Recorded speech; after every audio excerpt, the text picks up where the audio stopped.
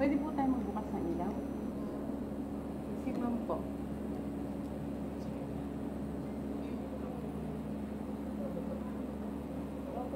Kailangan pa ni ma'am mag-robe or what? Ma'am, good evening po. Nakita niyo naman po, mukhang tama naman po yung mga naging desisyon namin at wala naman pong malubhang nangyari kay Atty.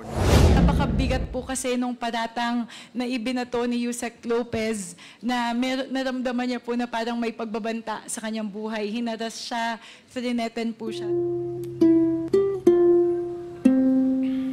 Mr. Chair, Congressman Marcoleta. may I respectfully seek guidance from the Chair? Yes, please. Earlier, Mr. Chair, my staff,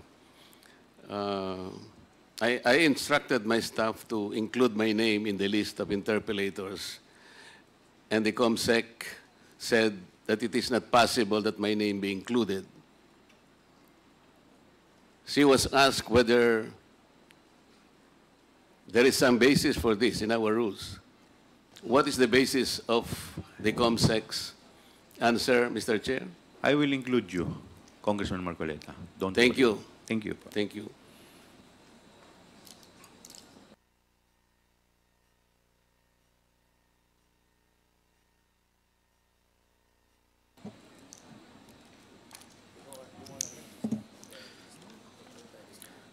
Magandang umaga po sa lahat.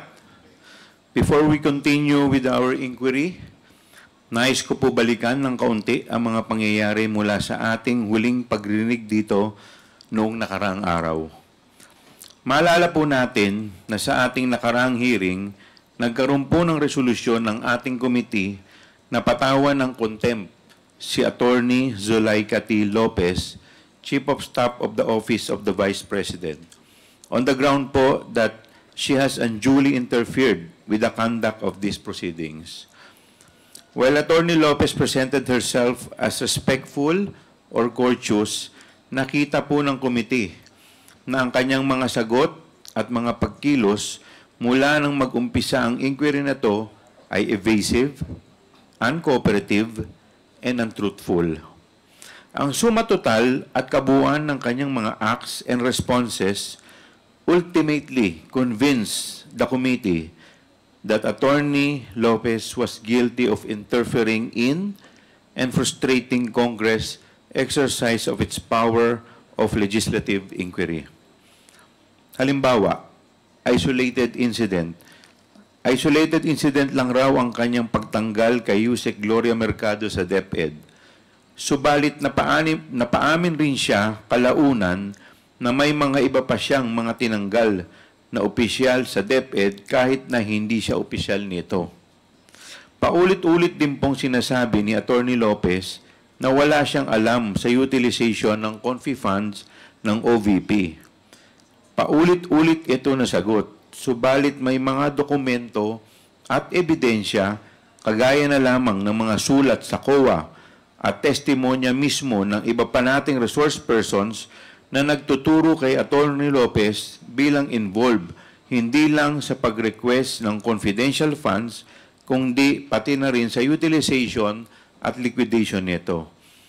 Inamin ni Attorney Lopez na sila ng kanyang assistant COS na si Limuel Ortonio ang nakalagda sa sulat ng COA patungkol sa liquidation ng confidential funds. Inamin niya rin na nag-issue siya ng isa pang sulat na tinatangkang pigilin ang COA sa pag-comply ng isang subpoena mula sa... Tignan po ang totality of Attorney Lopez Acts. Malinaw na mayroong clear, persistent, and willful attempt to interfere, frustrate, and defeat the inquiry undertaken by the committee. At dahil dito, ay nahatulan siya ng contempt under Section 11F of our Rules of Procedure governing inquiries in aid of legislation. Ngunit, it seems na ginamit ang pagkakataon na ito upang i-distract at i-divert ang atensyon ng publiko palihis sa mga issue na tinatalakay natin. Mula Miyerkules hanggang Linggo, wala po tayong narinig na kahit na ano pang pagtugon sa mga findings noong nakaraang pagdrinig natin. Sadya pong pilit na tinatabunan ang mga tanong ng taong bayan ukol sa magkaibang pirma ni Kokoy Villamin mula sa acknowledgement receipts ng DepEd at OBP, pati na rin sa mala Superman na paglipad ni Edward Fajarda sa 27 lugar sa Pilipinas sa loob lamang ng isang araw. Imbis na sagutin ang ating mga katanungan, ay nag-stage po ng malasige sa loob ng Kongreso at nagpaunlak ng kung ano-anong kwento ukol sa pag-detain kay Atty. Lopez. Let me set the record straight. After Atty. Lopez was taken into custody by our Sergeant-at-Arms, madami po tayong in-extend na concession sa kanya at sa Vice Presidente. Humingi sila ng extension sa visiting hours kay Atty. Lopez. Pinagbigyan po natin. Kahit lagpas alas 7 ng gabi, dumating ang Vice Presidente noong Huwebes. Hinayaan po natin bumisita kahit hindi na visiting hours. Noong sinabi nila na may medical concern raw si Atty. Lopez, pinatingnan po natin ito kaagad sa medical director ng Kongreso para ma-ensure na physically stable si Atty. Lopez. Nung nag-request si Atty. Lopez na payagan siyang umattend sa kanyang physical therapy session para sa frozen shoulder, pumayag po tayo. Sabi natin, bigyan niya lang tayo ng schedule nito at sasamahan siya ng security personnel under kay Sergeant-at-Arms.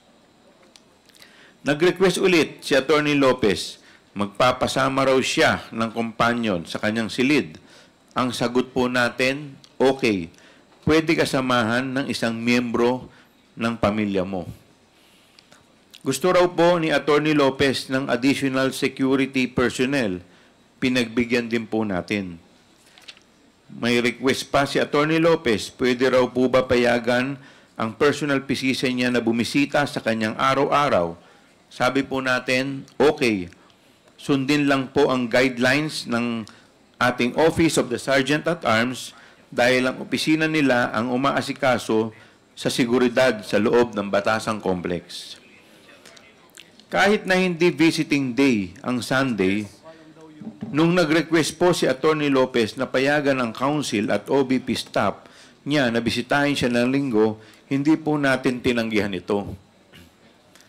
Ngunit nilagay nila sa security risk ang buong Kongreso sa pagpupumilit ng Vice Presidente na manirahan sa loob. May notice pa po tayong natanggap noong Biyernes, mag-walking exercise raw si Vice Presidente sa loob ng Batasang Complex. Bandang hapon ng November 22, siguro noong naging malinaw sa OSAA na mananatili ulit ang Vice Presidente sa loob ng Batasan for that night, nakatanggap po ang ating committee ng report mula sa OSAA reiterating that the continued presence of the Vice President in the House of Representative Complex has disrupted its normal operations and has jeopardized security. Dahil po sa urgency ng concern ng OSAA, nagpatawag ako ng special meeting of the committee in accordance with Section 37 of the Rules of House of Representative, which states that special meetings may be held by the committee, which may be called by the chairperson or by 1/4 of all its members, provided that the members shall be notified in writing or through electronic mail or instant messaging, indicating therein the date, time, place, and agenda of the meeting. Sa special meeting na yon, this committee unanimously resolved to transfer Atty. Lopez from the House of Representatives Detention Center to the Women's Correctional Facility in Mandaluyong. Para sa hindi pamilyar sa ating rules, nakasaad po sa Section 11 na nasa discretion po ng committee kung saan i-detain ang isang tao na nahaltulan ng contempt. The rule states that upon order of the committee, a person cited in contempt shall be detained in such place as the chairperson or acting chairperson may designate.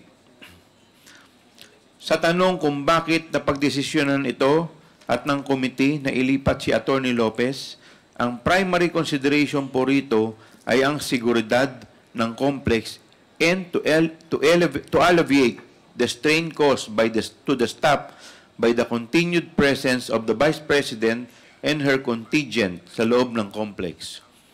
Lalong-lalo na po ang mga security personnel natin sa OSAA. May breach of security protocols and guidelines of the House of Representatives on the conduct of visits to detained individuals. Kahit na ilang beses po tayo nanawagan sa Vice Presidente, patuloy pa rin po ang kanyang disregard and brazen non-compliance of the office orders prohibiting visitors from staying overnight in the premises of the House of Representatives. Today po sa hearing na ito, ni-request ko rin po ang Sergeant at Arms, retired PM General Taas, to be present and report on what really transpired sa transfer kay Atty. Lopez. Pero wag nating kalimutan na hanggang ngayon ay wala tayong natatanggap na malinaw na paliwanag kung bakit binudol ang mga kawani ng AFP na maglabas ng mga sertifikasyon na gagamitin pala ng DepEd sa pag-justify ng kanilang paggamit ng confidential funds, kahit na wala namang natatanggap na pera ang AFP mula sa DepEd confidential funds. At oo, isang misteryoso pa rin para sa taong bayan ang pagkatao nitong si Mary Grace Piatos. Sa bawat pagdinig po natin, patong-patong po ang mga natutuklasang kababalaghan sa nangyayari sa 612.5 million na confidential funds ng OVP at DepEd. At panawagan ko po sa taong bayan na huwag po natin hayaan na ibaon ang ating mga katanungan gamit ang mga diversionary tactics. Now we continue our legislative inquiry on the matter so we may ask the most important question. Ang pinaka-importante po sa tanong, saan po talaga napunta ang 612.5 million pesos na pera ng bayan? Maraming salamat po. Mr. Chairman. Congressman Defensor. Thank you, Mr. Chairman. Can we confirm kung pang-ilang hearing na po ito ng Committee on Good Government? Ang pito na po ito ngayon. This is the 7th hearing of the Committee on Good Government and Public Accountability. Mr. Chairman, will you agree with me if I said that if only all the resource persons attended and told the truth, it would take this committee only one hearing to conclude its inquiry on what happened to the funds of DepEd and OVP? Is that correct, Mr. Chairman? I totally agree, Congressman Defensor. Mr. Chairman, tama rin po bang sabihin na kung naipaliwanag lang ng mga resource person ng mabuti kung ano ang ginawa sa mahigit 600 million na intelligence and confidential funds, instead of evading and not attending, ay may closure na sana at hindi na humaba ng ganito ang ating hearing at hindi na nagkaroon ng ganitong insidente. Tama po ba, Mr. Chairman? Tama po. Thank you, Mr. Chairman. I hope that this serves as an example na kung hindi sila dumadalo, lalo pang tatagal at hindi po titigil ang chairman ng committee ito sa paghahanap ng katotohanan kung ano ang ginawa nila sa pondo ng bayan. Maraming salamat po. Thank you, Mr. Isa po sa mga pinakamabigat na paratang ni Yusek Lopez doon po sa kanyang press conference ay yung pakiramdam niya po ay merong banta sa kanyang buhay. Let me quote several of her manifestations, Mr. Chair, in her press conference. Quote, "I would not have pushed that bed myself if I did not feel that I was being threatened. My life was being threatened." Another quote, You saw in the hearing that my back hurts, I cannot lift heavy things, pero dahil natakot ako, I feared for my life. I really pushed that by myself. Hindi lang ito harassment, this is really a threat to my life. They gang up on you in the middle of the night. Isn't that a threat to my life? And the last quote po is, and they bring 10 people to serve you in the middle of the night in my pajamas. This is a threat to my life. It's not harassment. So, I would like to dissect the events of that evening para po malinawan tayo bakit kaya nasabi po yon ni Yusek Lopez. So, she asserted several times that many people, quote, barged into her detention room at around midnight to serve the transfer order. Her descriptions differ all throughout her press con. Hindi po siya consistent. Paminsan sinasabi niya siyam, paminsan 10. Meron pong time nung kinorner siya ulit ng media na ilan po ba talaga. Ang sabi niya, hindi ko alam nga kung 9. Basta alam ko, they're more than me. They're more than myself. Ganun po yung sinabi niya. So I have a few questions po, Saa. First is, what is the protocol for serving a transfer order? Ano po ba yung protocol natin? Ano po yung procedures natin? And sino po yung nagsaserve ng transfer order, Mr. Chair? The Chair would like to recognize the Sergeant at Arms, Napoleon Taas. Thank you very much, Mr. Chairman. Ang protocol po natin is, actually, ang nakuha kong mga question is, ano yung oras? Meron po bang tinakdang oras para i-implement po yung ano? Andun po yung mga nakuha ko na nakarating sa akin ng mga text na questioning yung protocol. At ang sinabi ko nga po is wala hong specific na protocol as to the time.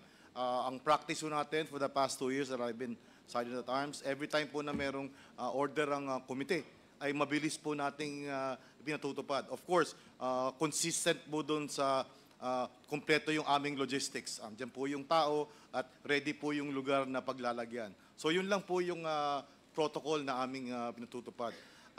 Yun naman pong kung gaano karaming tao, common sense naman po yun. Ang mahigpit lang po nating sinisiguro ay yung safety and security nung detainee. From the time we serve until the time we effectively transferred her or them to the destination. Thank you, Mr. Chairman.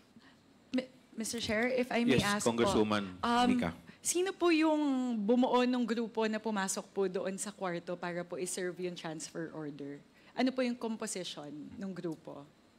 Maraming salamat po. I hope maintindihan po ng komite, Mr. Chairman, na Please continue. spread too thinly na po ang LSB dahil nga po sa presensya ng ating pangalawang Pangulo. So, minabuti ko pong ako mismo ang nag-set up po nung mga teams na mag-i-implement po nung transfer order. So basically, lahat po nung hindi naka-deploy sa ating mga gates, lahat po yun ay na-deploy. Ako ho ang nagbuo nung team na 5 lang po ang miyembro ng team na yon na magse-serve. Meron po tayong team na in charge ng convoy. Meron po tayong team na in charge ng crowd control kung sakali nga pong magkakaroon ng komosyon. At meron din po tayong team ng magsisecure dun sa magdadala na lugar na nagko-communicate directly. Na nakuha naman po natin yung sagot na meron nung available na detention facility doon sa Women's Correctional. So ako po, ma'am, ang personal na nag-set up at nag-identify kung sino yung magpo-form nung magse-serve nung transfer order. Madam, Mr. Chairman. Mr. Chair, if I may ask the Yes. follow-up question. Third, Congresswoman Mika. Ilang tao po yung pumasok doon po sa kwarto? Ilan po yung pumunta doon sa detention room para po i-serve yung transfer order, Mr. Chair? Mr. Chairman, Please continue. if I may. Maganda po at yung committee po ay sa pinangalagaan din at tinulungan ng ating Sergeant at Arms at siniguro na dokumentado yung amin pong pag-serve. At meron po kaming, aside from yung existing natin na CCTV, meron po kaming backup na videographer para nga po ipakita talaga kung ano mangyari. At kung makikita nyo po, our CCTV and the videos will bear us out na 4 lang ho yung taong pumasok at 3 ang babae at nasa likod ho yung isang abogado na lalaki. So 4 lamang po. And if you will, andyan po si ating COMSEC if they want to look at the video. Please present the video, Comsec.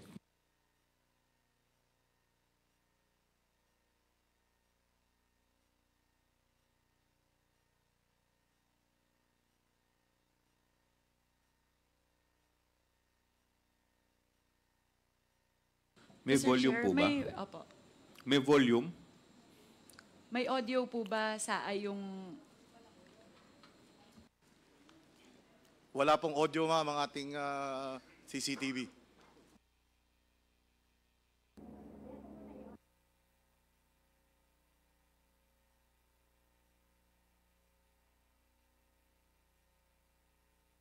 Mr. please Chair, proceed. isa lang po ba yung footage? Meron pa po bang gustong ipakita sa SAA? Meron pa po bang Ilang subsequent video footages footages? po yan? Ito po nakita nyo ngayon, Mr. Chairman, is galing po sa ating CCTV. Meron pa po tayong pumasok sa loob na at makikita nga po doon na kausap na nung nag-serve na 3 babae, si Attorney Lopez. So meron pa po kung Please. available, Mr. Chairman.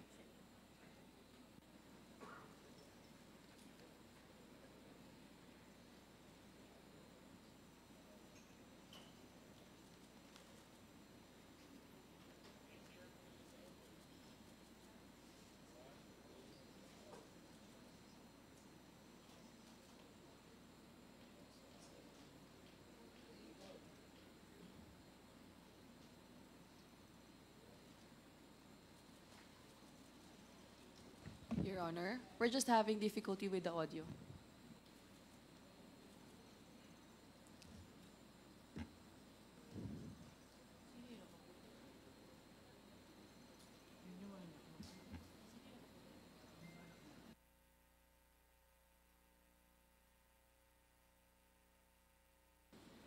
Mr. Chair, if the Congresswoman COMSEC would Swansing. be able to replay the videos with the audio, that might be critical to the discussion, Mr. Chair. Yes, Your Honor, we're already doing something about the technical difficulty, Your Honor. There's an audio.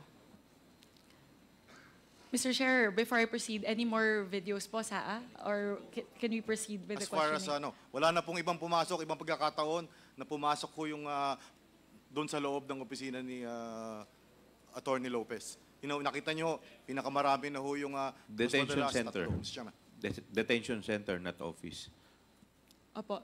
Mr. Chair, if I may, tama po ba yung nakita ko? So, nung pumasok po, nakita natin napakakalmado. Kasi po, ang description po ni Attorney Lopez, ni Yusek Zulaika, doon po sa kanyang press con, ganun yung motion niya when she was talking about how they knocked. So mukha pong kitang-kita dun sa pinakaunang video, napaka-gentle nga po nung pag-knock nung LSB personnel. So siguro po, yun po yung una. Second po, in terms of using the word barge, that did not seem to me like barging in. Kasi po, nung binuksan po yung pinto, konti-konti pa nga pong sumilip yung pong LSB personnel, Mr. Chair. The third thing that I spotted po is may ilaw pala doon sa kwarto. So parang it seemed like a matter of choice when they conducted the press conferences in the dark. So mukhang sila po yung pumili na patayin po yung ilaw doon sa press con. Pang-apat po na gusto kong i-highlight doon sa video, kung bibilangin ko po, Mr. Chair, and I'd like to request for SAA's confirmation on this, there seem to be 4 people. The lady in green, which seemed to me, siya po yung may hawak nung transfer order. The lady in the green jacket. Pangalawa po ay yung uniformed personnel na babae. Pangatlo po, parang may lalaki po doon sa bandang kanan. Ayan po, napapasok din po. At yung pang-apat po ay yung cameraman. So siguro po walang punto na humigit po sa 4 na tao yung nasa sa loob ng kwarto. So siguro po, Mr. Chair, iyan po napakakalmado po nung sitwasyon. Parang wala naman pong altercation, walang confrontational conversations whatsoever. So yun lang po siguro, Mr. Chair. Just wanted to highlight that na mukhang wala pong barging in, wala pong confrontation na naganap, Mr. Chair. And I would like to ask SAA kung tama po ba yung read ko in terms of the situation, Mr. Chair. Sa Mr. Ay, Chairman, before you answer that, may I know, saan po yung switch ng ilaw? Nasa loob o nasa labas? Mr. Chairman, ito pong ating detention room is nasa loob po. Even yung aircon, sila po yung may control dun sa loob. Okay, please continue, Sa. Mr. Chairman, thank you very much, Mr. Chairman, Madam Chair. Tama po yun. Dahil kung hindi ho maayos at mahinahon yung pag-deliver ng order, is kasalanan ko po. Dahil ako po yung nag-brief every step of the way kung ano ho yung mangyayari. Kung pumayag nga siya na makarating, magpadala sa detention center, maayos din ho mangyayari sana yon. So, tama po yun. Wala na hong sumunod na insidente na nag-serve at dumami yung mga tao. In fact, yung second time po na sinubukan naming i-serve yung transfer order is nasa labas na po ng bintana at hindi na kami pinapasok. Pero still, binasahan pa rin ho natin at ayaw pa rin ho nilang sumunod. Maraming salamat po, Mr. Chairman. Yes. Before you continue, Sa, hindi ka pa pala nakakapag-oath. Tsaka si SecGen. May I request the SecGen, the SAA, as well as all other resource person to please take your oath before the COMSEC. COMSEC. Your Honors, we invite all the new attendees and those who will be May giving I- their... Where is the SecGen?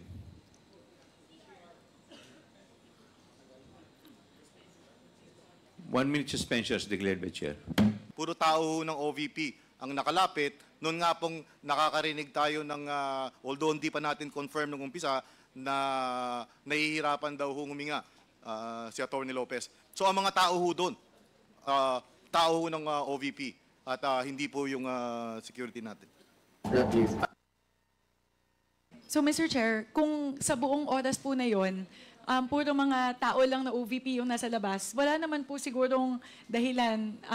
Ako po ay mag-agree kay Saa. Wala naman po sigurong dahilan para matakot sila na papasukin sila ng mga sarili nilang tao doon po sa loob ng kwarto. So, Mr. Chair, I was informed by the COMSEC, the video is now ready with the audio.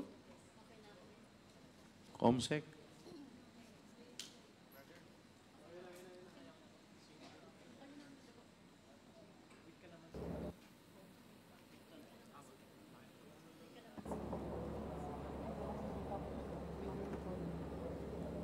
Hi po, ma'am. Good evening. Ayan. Pwede po tayo magbukas ng ilaw? Si ma'am po.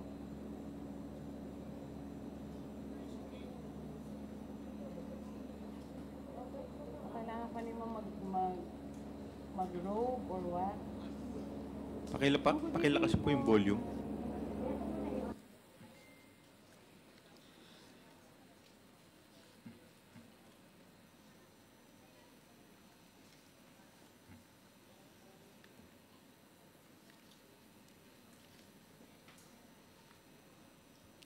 Mr. Chair, may narinig yata ako, very faint yung audio. Pero tama po ba, may narinig ako na gusto niyo po bang magsuot ng robe niyo or what?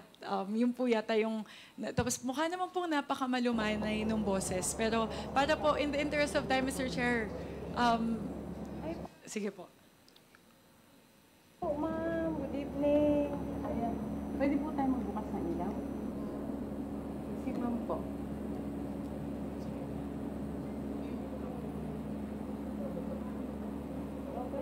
Kailangan pa ni ma'am mag-robe or what? Ma'am, good evening po. Yun, Mr. Chair. So, yun po, mukhang kita naman po to verify the manifestations of our Sergeant at Arms a while ago.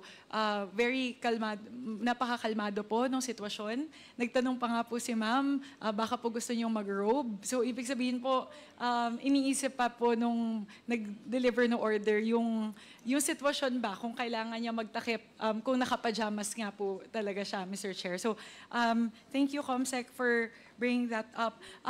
Mr. Chair, siguro po, nakita ko po dun sa isang video, parang yung pangalawa po yata, nung pumasok na sila sa loob, nandun po yata yung pag-surrender nung cellphone.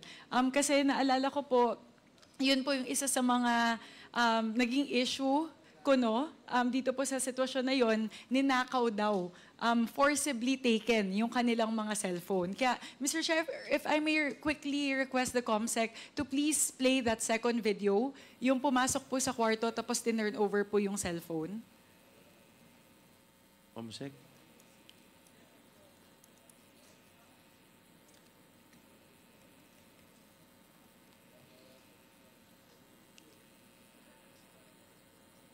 Kung hindi naman po, Mr. Chair, kung matatagal... Ayan po, sige po.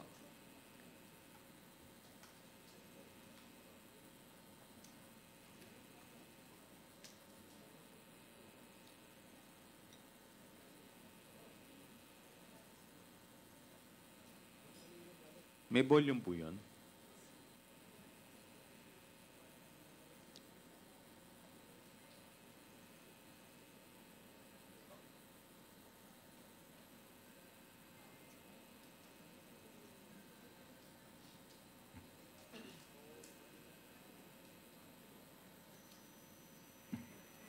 Sige lang po, Mr. Chair. I think we don't need to hear it naman po.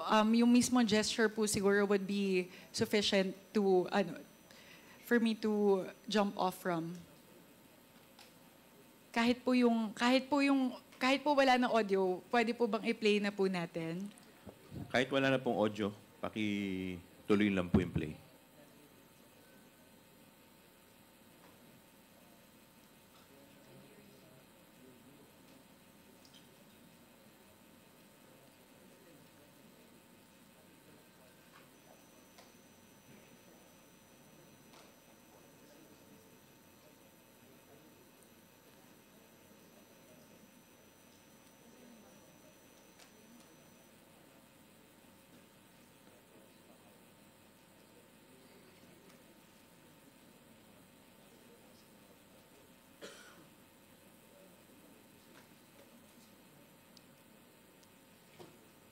Dito po, Mr. Chair, siguro ang napansin ko po, dalawa po yung cellphone dito.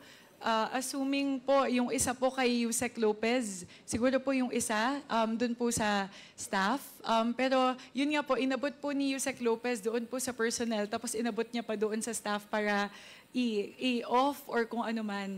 So siguro po dito rin po makikita natin, wala namang escalation po, hindi ninakaw, it wasn't forcibly taken from them. And Mr. Chair, mayroon lang interesting sa akin. Pinanood ko po kasi ulit yung press conference. Parang 3 beses po na nakita ko na meron pa ring cellphone yung staff. So siguro po 3 lang po to, Mr. Chair, mabilis lang to, 8 seconds lang po yung ibang mga footage. Kung pwede po nating mapakita 3 times during the press con na may cellphone po yung staff na nasa loob.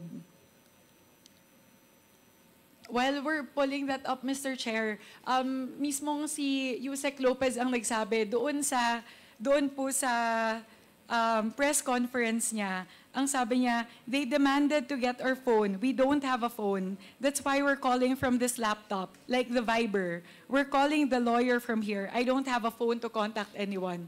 Siguro po lahat naman tayo alam na kapag may Viber ka, may contact ka sa labas. It's as good as having your phone with you.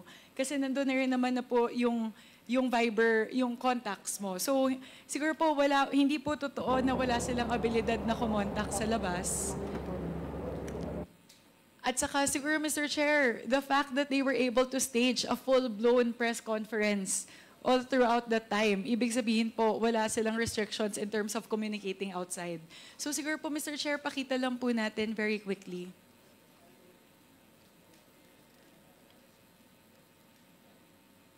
Yung sa press con po, not this one po, Comsec. Not this one. Yung 3 po na nandun sa press briefing.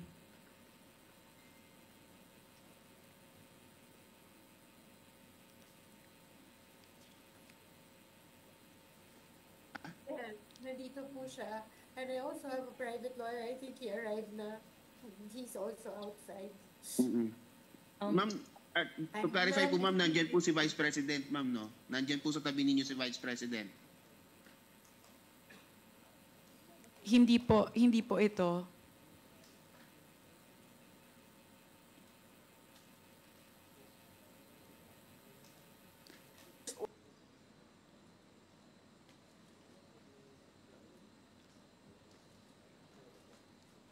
Sige po, Mr. Chair.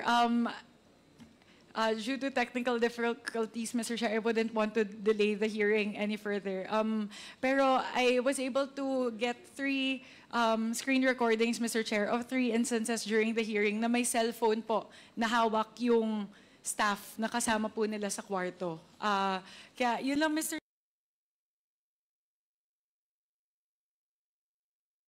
Chair, siguro in terms of the cell phone issue, I hope this puts this to rest, Mr. Chair. They seem to have access to devices, either laptops or cell phones. Siguro po bukod dun sa dalawa na tinurn over nila, meron pa silang ibang cellphone.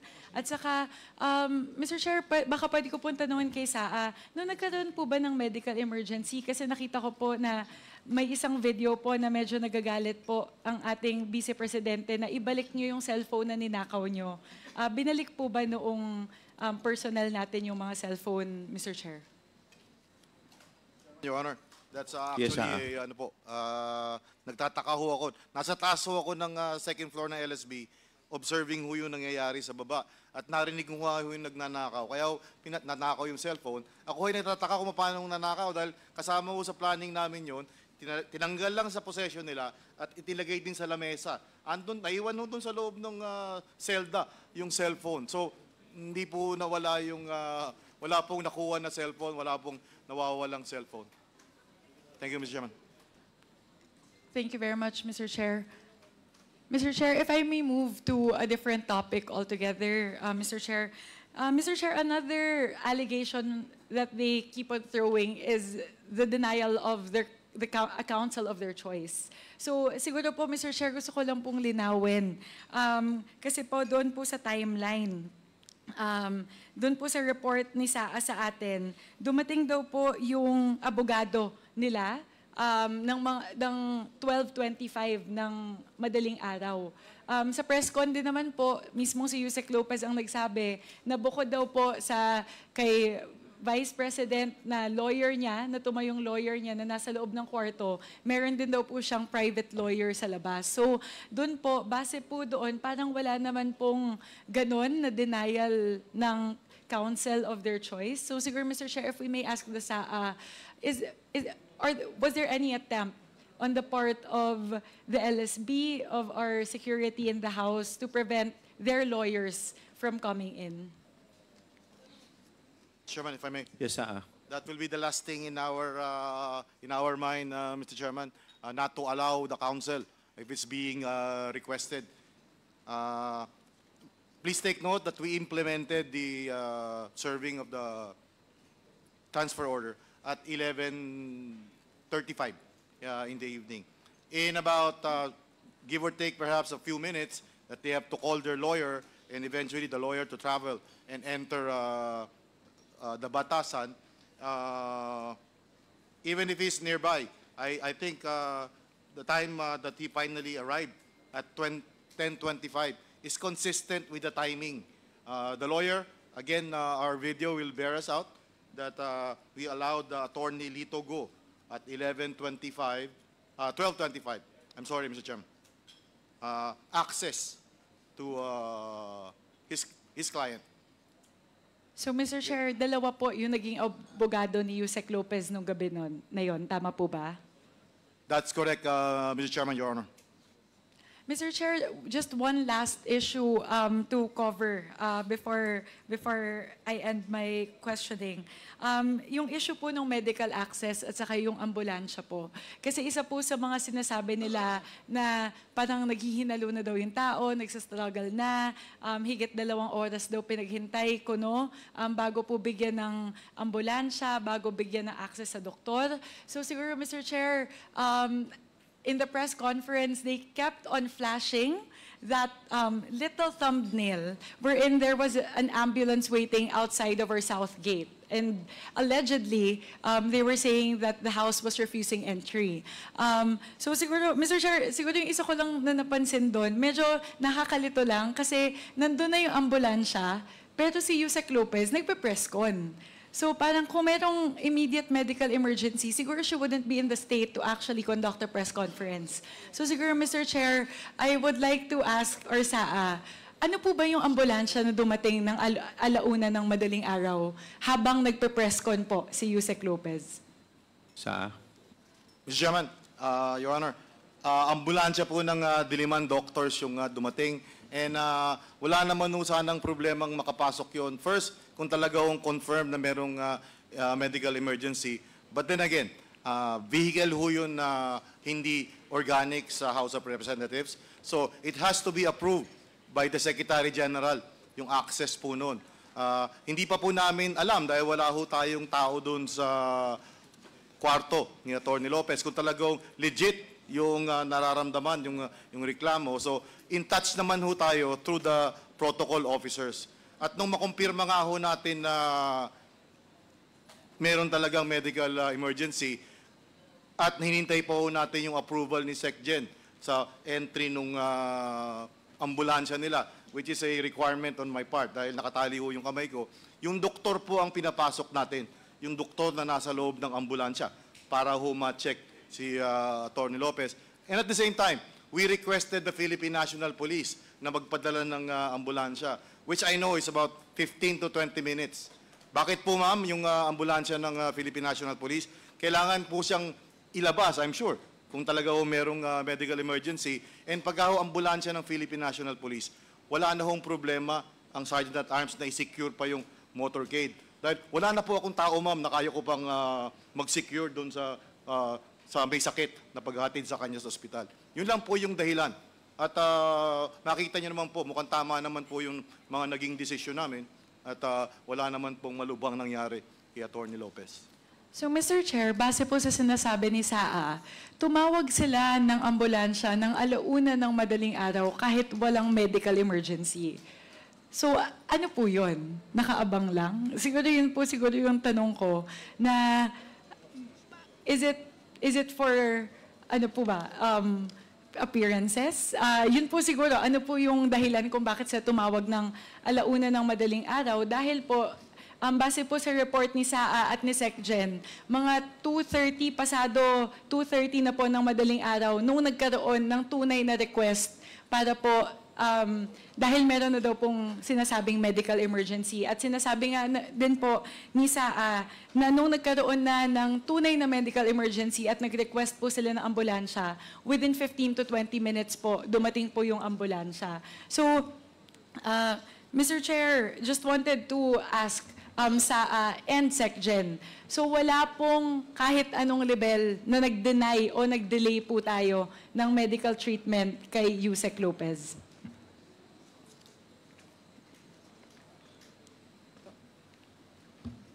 Wala po, kaya nga ako yung pinakahuling order ko po ay ilipat talaga sa veterans. Kasi po St. Luke's is a private hospital, sa veterans sa government facility. So medyo may link tayo with them, no?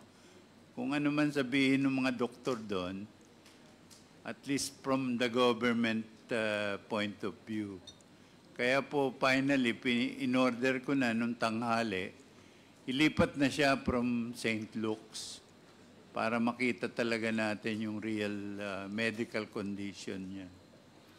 Mr. Chair, siguro po, tanong ko lang po kay SecGen, sa kahabaan po ng panahon na nandun siya sa detention facility, were there any measures on the part of the House to ensure her medical well-being? Meron po bang check-ups from time to time? Kasi sinasabi niya po ng press conference, they know I'm sick, they know I'm sick. So siguro po, tanongin lang po natin doon po sa 3 araw bago po nangyari yung insidente na to, meron po ba tayong pinapadala ng mga doktor? Pinapa-check up po ba natin si Yusek Lopez? Mr. Chairman, in fact, hindi po tayo nagkulang doon. No? May medical team naka-standby doon. Morning, noontime, and afternoon, late afternoon, mini-measure yung vitals niya. But there was a point in time, ayaw niya nang magpa-measure. Gusto niya daw, doktor niya.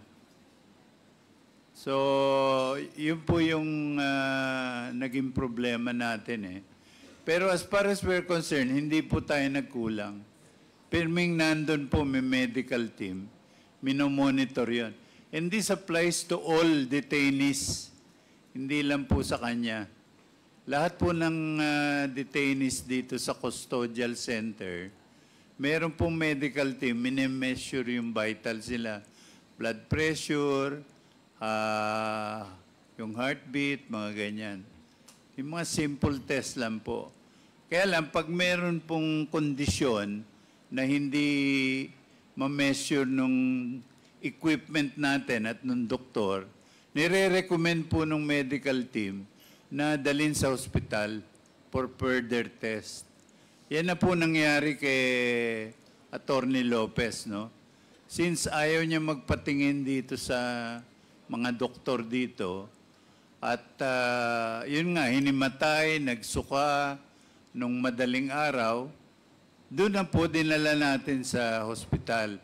Tapos by noon time, I decided doon sa veterans para mas confident tayo doon sa mga findings kaysa doon sa St. Luke's. Thank you very much, Mr. Chair. Those are all of my questions po. Sana po malinaw po sa talakayan po natin ngayong umaga na malinaw at kalmado po yung pag-serve ng transfer order. Wala pong barging in na naganap, wala pong komosyon, wala pong pagnakaw ng cellphone na naganap, wala pong pagpipigil ng access sa abogado, wala pong wala pong attempts na i-breakdown yung pinto, nabigyan po siya ng access sa medical personnel at medical services sa kahabaan ng kanya pong pamamalagi sa ating detention facility, Mr. Chair. Siguro po napakabigat po kasi nung paratang na ibinato ni Yusek Lopez na naramdaman niya po na parang may pagbabanta sa kanyang buhay. Hinaras siya, trineten po siya. So sana po, Mr. Chair, sa pamamagitan po ng ating talakayan ngayong umaga, naging malinaw po, na trinato po ng mabuti ng ating LSB, ng mga tao dito po sa House of Representatives, si Yusek Zulaika Lopez, sa kanya pong pamamalagi dito, Mr. Chair.